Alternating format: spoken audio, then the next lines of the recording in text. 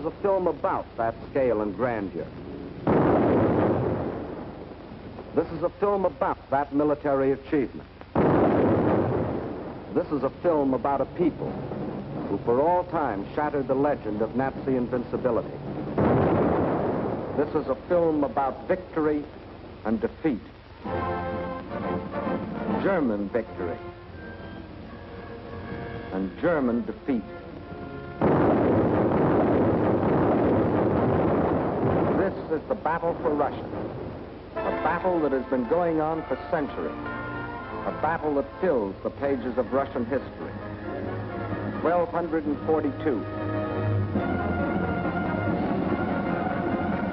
The German Order of Teutonic Knights had invaded northeastern Russia and occupied the old city of Pskov.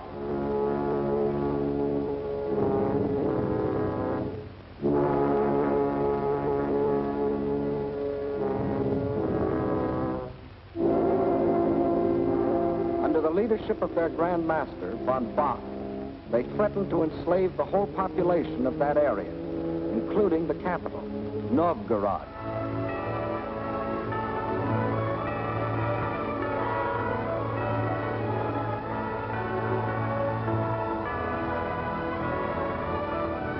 In their hour of peril, the Russian people turned for leadership to their prince, Alexander Nevsky.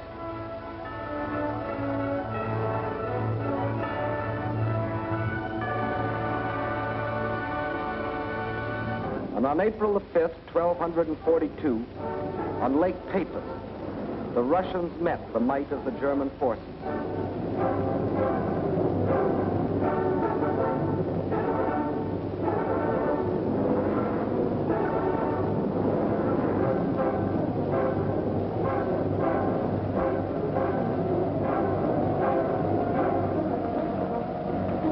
They weren't as well equipped or as well organized.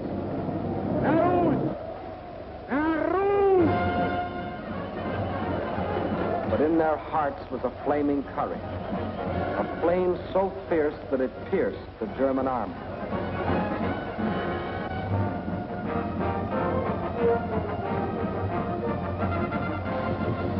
The victory they won fills a bright page of Russian history. 1704, and another conquering army marched across Russian land. This time under Charles XII of Sweden, and again the Russians fought for their country.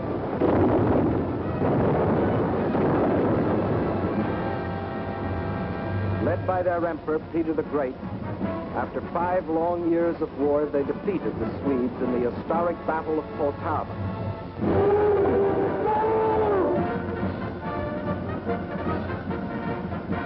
The invading Swedish armies were crushed and forever driven out of Russia. 1812.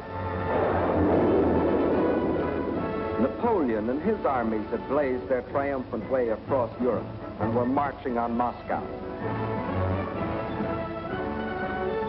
The conquering armies entered the city, but they entered a city in flames. Even in that day, Russian earth was scorched earth to an invader. And once again, the invader was forced to start the long march on the road back out of Russia. 1914, and another German army, this time under Kaiser Wilhelm, set out to conquer Russia.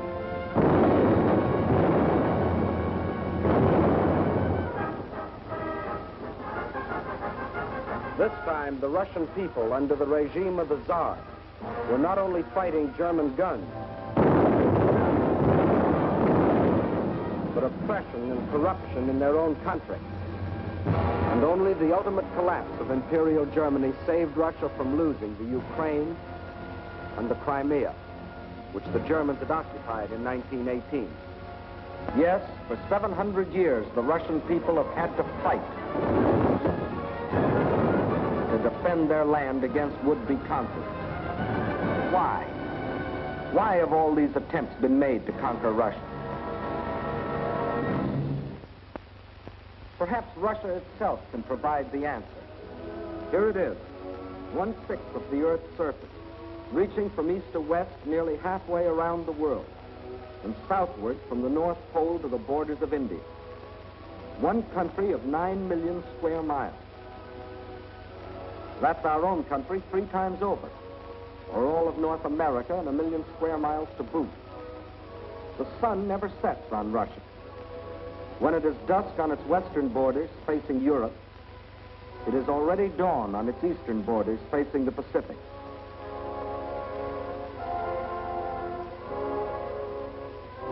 That's Russia, or to be correct, the Union of Soviet Socialist Republics. Deep in its mountains lie thick, rich veins of gold and silver. Below ground lie enormous deposits of copper, tin, manganese and nickel, chromium and radium, sulfur and magnesium. Russia is rich in raw materials. Her forests cover millions upon millions of acres. 1/4 of all the lumber reserve in the world belongs to Russia. And as for fuel, there's coal, ton upon ton. And more important, there's also oil. 213 million barrels a year of it. Black gold flowing from the earth that contains 55% of the world's oil. What else? Iron? Russia has better than 10 billion tons. That can make a lot of steel before it's done. Yes, Russia is rich. Farms cover millions upon millions of acres. The rich black earth that besides giving forth oil and coal will also grow everything from sunflowers to lotus. The tea her people drink in such huge quantities, and the tobacco that they smoke. Cotton grows here too, 3,800,000 bales a year, and sugar. And on the pasture land, the animals grow fat for food and wool for clothing. While on the warm plains, the fields of grain stretch as far as the eye can reach. Corn, oats, hops, rye, and don't forget wheat, 1/3 of the world's best. Yes, Russia is very rich, for it has not only raw materials and the products of its soil. Russia is also people.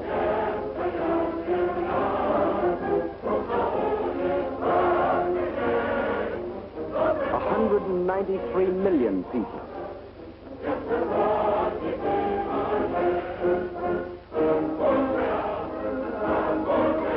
People of every race, color, and creed. People coming from the many different republics that comprise the Soviet Union. People speaking more than 100 different languages, but all citizens of one country.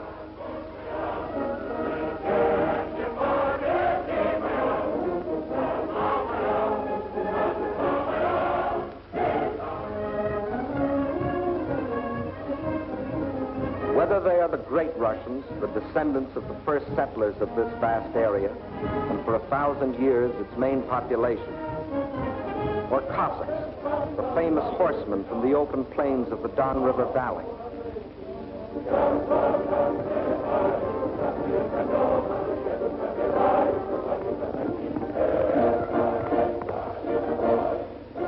Whether they come from the southwest, the Ukraine,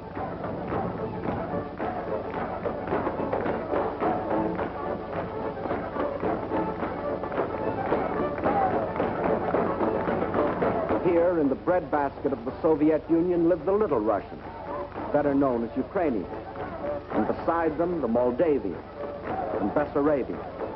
Or if they come from the far south, between the Caspian and Black Seas,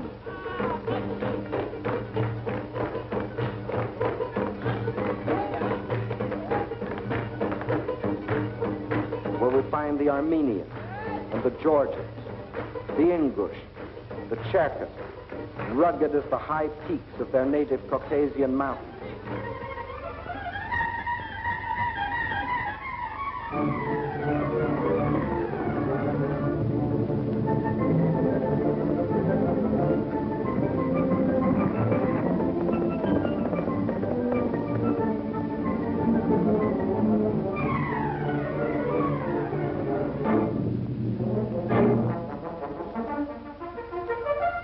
Whether they are Uzbeks, Turkmen, Kyrgyz, from the Persian and Indian frontiers,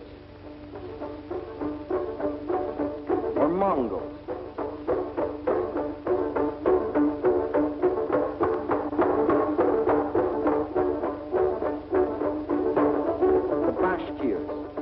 Turco-Tartars, the Buryats, the Yakuts from far beyond the Ural Mountains, or the people of the ice country, hunters like the Zambs, or settlers like the Laplanders. Whether they come from the pioneering wilderness of the far north, or from a great city like their capital, Moscow, where the ancient buildings of an ancient civilization stand beside the modern structures of a modern civilization, where the old Russian droshka still competes with the modern limousine.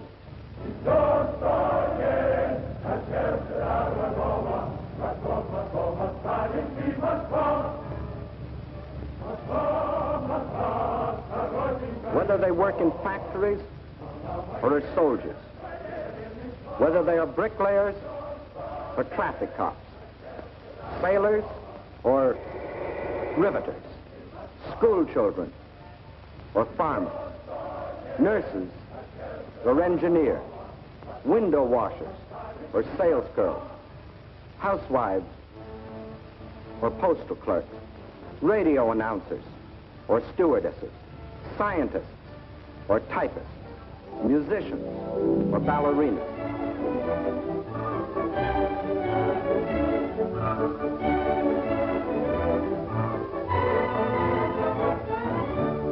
Regardless of what they do or where they live, they all have one thing in common: love of their soil.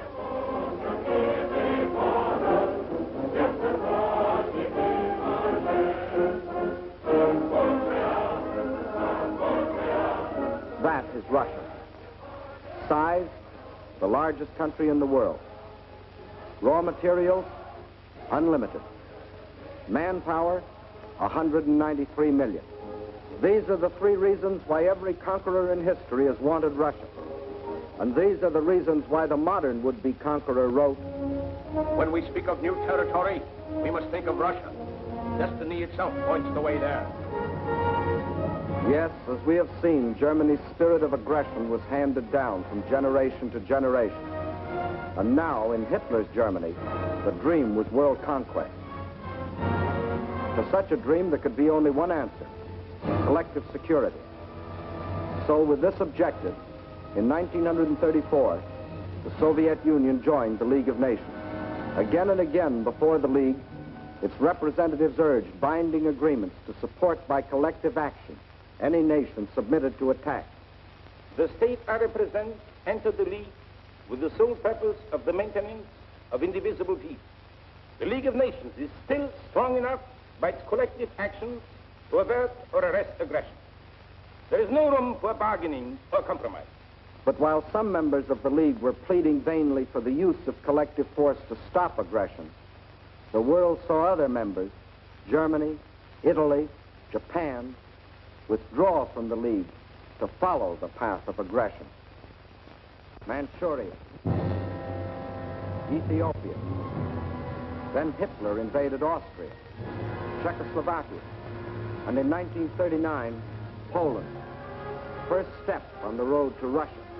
But his eastward march was interrupted by France and Britain declaring war.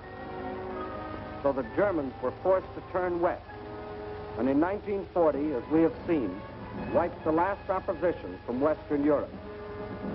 And while the Nazis were unsuccessfully trying to beat Britain to her knees, the German generals were already planning to resume the interrupted Eastern Blitz. The road to Russia was now open. But before that attack, preliminary steps were necessary. South and east of Germany are Hungary, Romania, Bulgaria, Yugoslavia, and Greece. And Hungary had grain, rich fields of it. Grain too good for Hungarians when German soldiers have such good appetites. Hungary had bauxite. Bauxite makes aluminum, and aluminum makes planes. And Hungary had an army. Not the battle-trained German army, but good enough to throw against Russian guns. Romania had not only grain, but oil. And Hitler needed every last drop of it to power his war machine. Romania also had men, more slave labor, more cannon fodder for the attack on Russia. And most important, Romania and Hungary both had Russian frontiers, and Hitler wanted those frontiers in the hands of German generals. Bulgaria didn't have a Russian frontier, but it did have bases. Bases on the Black Sea. Bases for German submarines to prey on Russian shipping.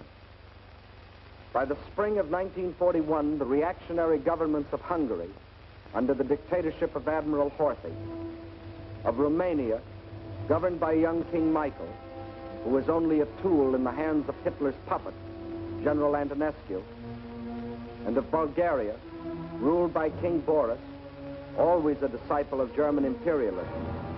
All had sold their countries out to Hitler. Now, threatened by a revolt of their peoples, they were only too glad to be protected by Hitler's army. So by March of 1941, German armies were in occupation of Hungary, Romania, Bulgaria.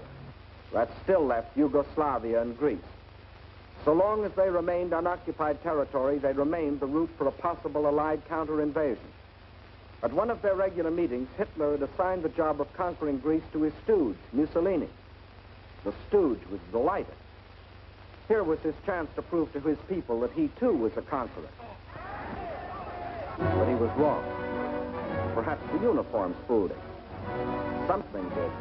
For after the fascist legions had blitzed on one cylinder this far into Greece, the Greeks, in a brilliantly conducted mountain campaign, drove the Italians back and invaded Albania. Hitler was enraged. The failure of his stooge to protect his southern flank was delaying the attack on Russia. He sent a final ultimatum. For the Yugoslavs and Greeks, it was surrender or else. But the Yugoslavs and Greeks come from a long line of fighting men. Nazi slavery didn't appeal to them.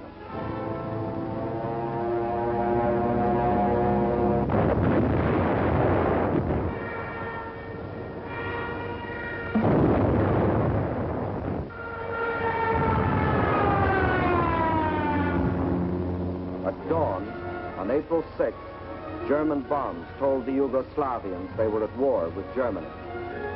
The Nazis and Italians launched a powerful and coordinated attack from all their bases, supported by virtually unopposed aerial bombardment. The conclusion was inevitable. Although resistance was determined, the Yugoslav army was cut up into many small segments and captured. The war in Greece also began on April 6th. There, in spite of fierce and valiant resistance by the Greeks and the British who had come to their aid, the Germans, overwhelmingly superior in both numbers and equipment, forced their way past the Bistritsa River, Mount Olympus, the famous passage of Thermopylae. And by the end of April, the swastika flew over the ancient city of Athens. The conquest of the Balkans was now complete. The whole force of Nazi might could now be turned loose on Russia. There was no time to waste, for time was Russia's weapon. Their industries, so recently built and which, like our own, were designed for the ways of peace, were converted for war. Instead of steel for plows and tools, steel for shells and guns. They knew their industry could never produce enough to equip them adequately for the titanic struggle. But what they could produce, they would. At the same time, the army began to grow. More and more men were called up to be trained, hardened, drilled, prepared to defend their land.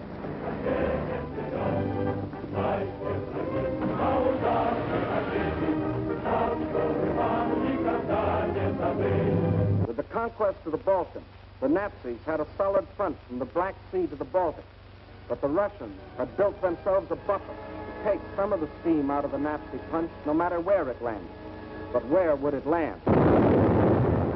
When the blow came, it was from 5 different directions, and from the north, one extra, just for luck.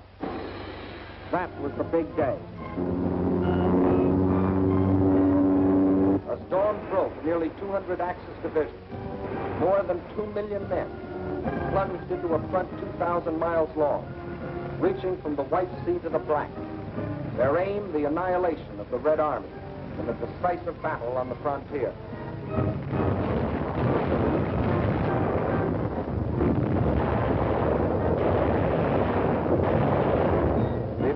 started along the whole length of the front. It was concentrated on three main objectives: Leningrad, Moscow, and Kiev, the capital of the Ukraine. In the first 30 days, von Lieb's forces drove to within 125 miles of Leningrad, while the Finns under Mannerheim, supported by the Germans, began a drive from the north to encircle the city. In the center, von Bock's army plunged 480 miles into Soviet territory. One Russian city after the other was overrun by the invaders.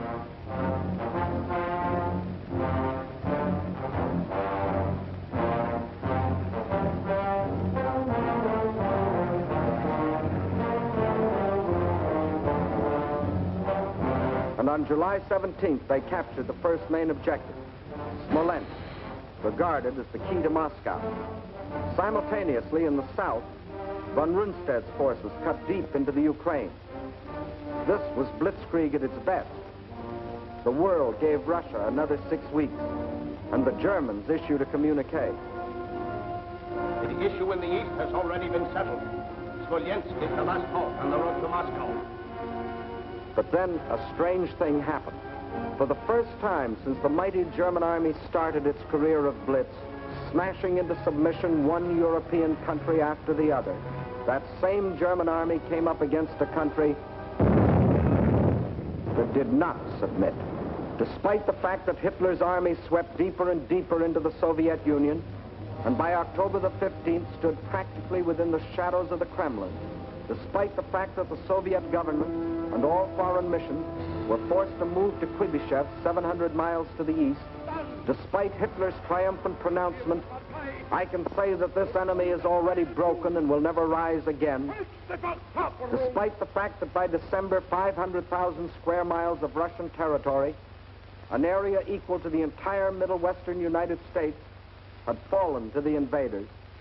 Yes, despite Russia's loss of her best agricultural areas, her most thoroughly developed industrial plants, millions of her people, thousands of her tanks and her planes, despite everything, those 6 weeks had lengthened into nearly 6 months, and the dread Nazi blitz had spluttered, stumbled, and finally died.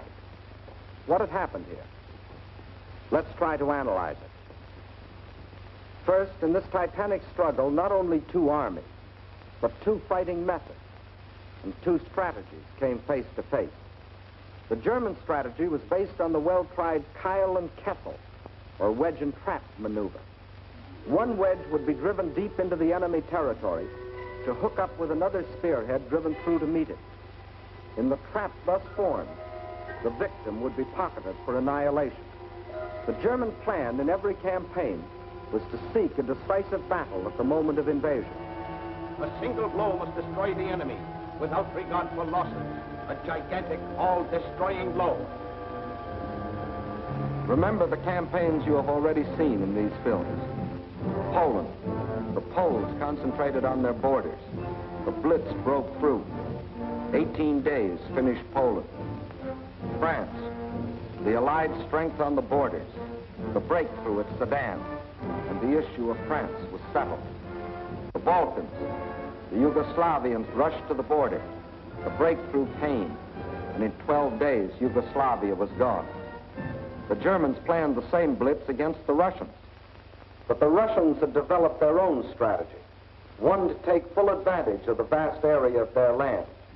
The Russian strategy was a defense in depth, line after line, far back into the interior. And when the Nazi wedge struck, the first line would bend with it until it became part of a second. Again, the wedge would strike. Again, a segment would be lost. But again, the line would bend until it became part of the third. So the deeper the Germans plowed into Russian soil, the stronger their opposition, until finally they faced an unshatterable wall and were robbed of their chance to hit that all-destroying blow they had counted on. The result? The Germans conquered land and lost the campaign. But the Russian tactics kept the main bulk of their armies intact and made a long war inevitable instead of that quick decision the Germans sought. And the Russians had other tactics that threw the Germans for a loss. Germany had developed blitz warfare, mechanized warfare, armies on wheels, juggernauts to crush everything before them. But the Russians found a way to drag them out of their traveling fortresses. They used their cities as strongholds and made the blitz come to them down alleys.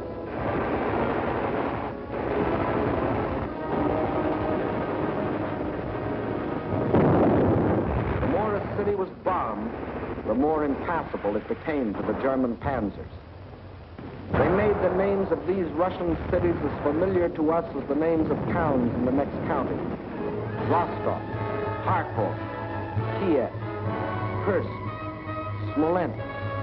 City after city standing in the path of the Nazi blitz. The Red Army had found a way to make their cities of great strategic importance. Odessa, scene of an heroic siege of more than 2 months, held up the whole Nazi thrust into the Crimea. Sevastopol, which resisted every attempt of the Germans to break through. Here, for 8.5 long months, the Russians fought for the town, inch by inch, barring the Germans from the great Black Sea naval base located there. And finally, when the Germans entered the town, each district was defended street by street.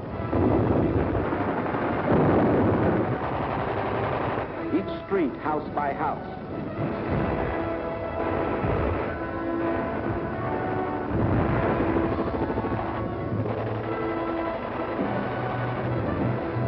Each house, room by room.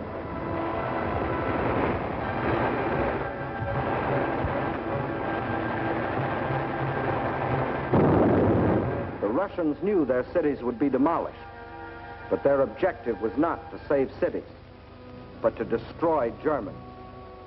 A high price to pay for a copy of Mein Kampf. So the Germans were forced out of their armored shells to fight and to die in the hand-to-hand combat they thought they had abolished. There was another item the Germans had overlooked. They overlooked people. And generals may win campaigns, but people win wars. And on that fatal June 22nd, when the Russian people first learned of the invasion of their country, their grim faces told of their determination to fight and to die, but never to surrender. They knew this wasn't a question of who occupied what piece of land. This was a question of life or death. This war is not an ordinary war. It is the war of the entire Russian people, not only to eliminate the danger hanging over our heads, but to aid all people groaning under the yoke of fascism. So the alarm was spread to factory and farm. And from every Russian town and village, men poured forth to answer the call. From now on, one thing mattered and one thing only: victory. Total war meant total mobilization. Not war just for soldiers, but war for everyone. Young or old, male or female, made no difference. Age had nothing to do with it. If you were only 12 years old, there was work for 12-year-olds to do. Sex had nothing to do with it. If you could hold a rifle, you were a soldier. If you could turn a lathe, you were a soldier.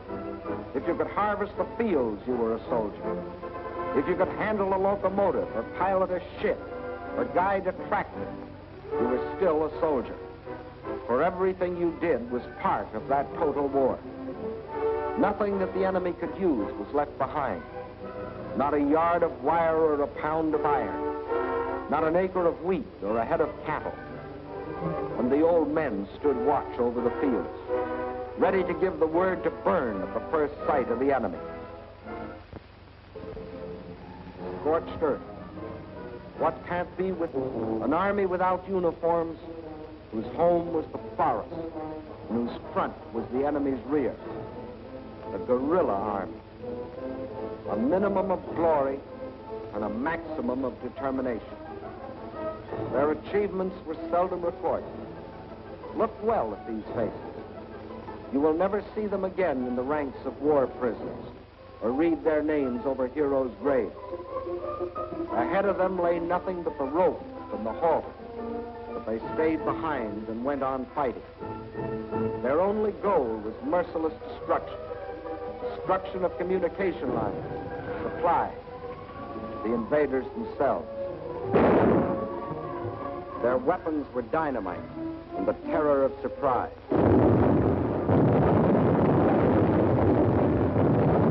They asked for no mercy, and they gave none.